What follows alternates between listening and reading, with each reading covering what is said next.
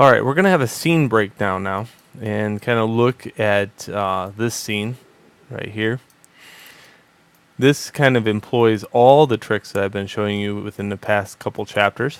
We'll look at Hypershade for a sec. Let's look at textures. So I have a texture in the background right now, and it's tiled. If you go to Place 2D Texture, it's tiled 4 times. Okay, that way it takes and scales it down just enough so I can understand what's going on. I have a separate material for the floor, so you can see here 2 different materials. I have walls and floor. The UVs look like this. So if I go into UV texture editor, I have these 3 squares just representing something. So wall 1, 2, and 3.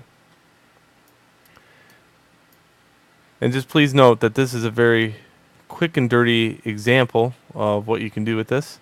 What's nice is since these are mirrored, I can rotate this around, make it a little less static if I wanted to. I could flip it totally upside down and make a different look altogether. So there's a lot of advantages to have it mirrored, and there's disadvantages because only Maya can understand mirrored. If you took this into any other program, you wouldn't have that tile ability like that. UV or Unreal has something like that, but it only appears on BSP. So we're going to look at this. So our goal here is to create one texture that represents the floors and the walls.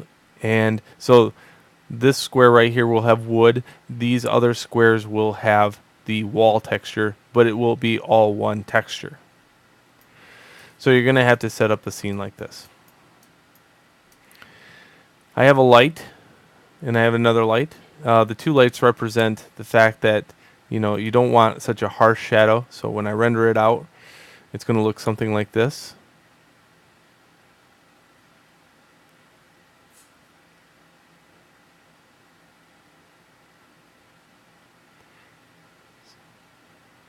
The barrel has its ambient occlusion built into it, so you can see it's self-shaded.